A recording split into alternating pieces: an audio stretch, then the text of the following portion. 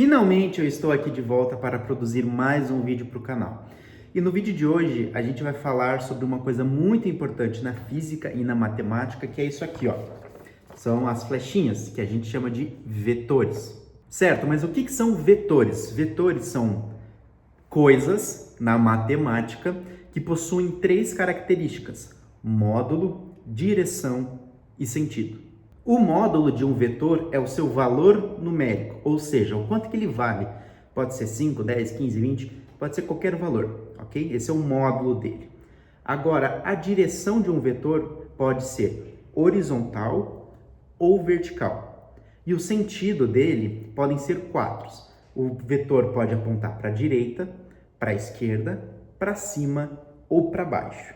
Olha esse vetor aqui que eu desenhei. Chamei ele de C, tá? Esse vetor, ele tem um módulo 10, porque o valor dele é 10. E ele está na direção horizontal e ele aponta, para vocês aí que estão observando, ele aponta para a direita. Olha esse outro vetor que eu desenhei aqui, eu chamei ele de P. Ele tem direção vertical e ele aponta para baixo. E eu chamei ele de P aqui e não foi à toa, porque esse aqui é uma das maiores aplicações na física. Esse vetor que a gente chama de P, que aponta na vertical para baixo, é o vetor força-peso, que a gravidade faz nos objetos. Ah, e mais uma coisa, eu chamei ele de P e para dizer que P é um vetor, eu coloco uma flechinha em cima dele. É o jeito que a gente escreve, para dizer que alguma coisa é um vetor.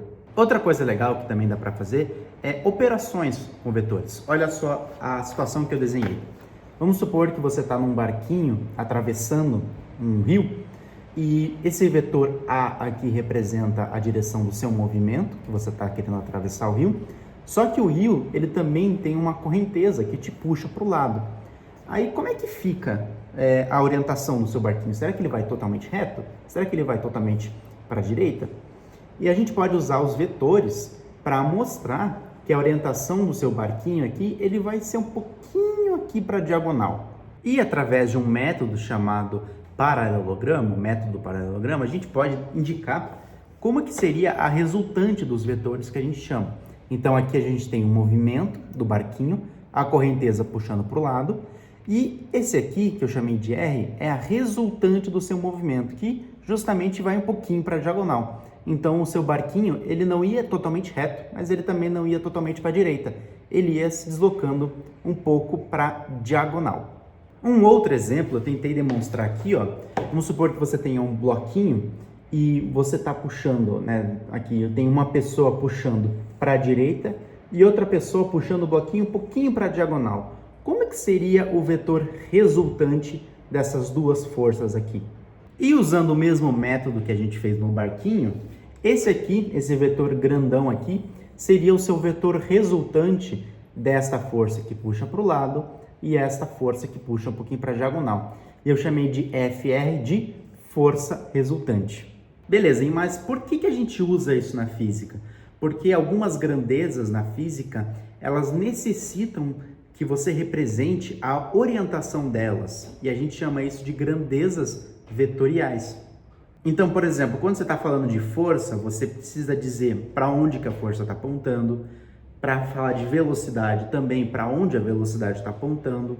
Para aceleração, mesma coisa. E eu acabei me empolgando um pouco aqui nos desenhos e escrevi 3 fórmulas na forma de vetores, olha só. Essa aqui é a famosa segunda lei de Newton, força resultante igual a massa vezes o vetor aceleração. Quantidade de movimento é a massa vezes o vetor velocidade. E campo elétrico, vetor campo elétrico, é a força, vetor força divididos pela carga elétrica. Então vejam que esse aqui são 3 exemplos de grandezas vetoriais que precisam de uma orientação. Então nesse vídeo eu quis trazer o que são vetores, como operar com eles e exemplos de grandezas vetoriais que eu mostrei aqui agora. Eu espero que você tenha gostado, eu me diverti muito fazendo esses desenhos e quando a gente vai estudar esse tipo de coisa na física, a gente realmente tem que fazer um desenho para a situação ficar bem clara. E se vocês quiserem, num vídeo futuro, eu falo um pouquinho mais sobre vetores, mais especificamente sobre as operações que a gente fez, que a gente pode fazer com os vetores, ok? Então a gente se vê aí nos próximos vídeos.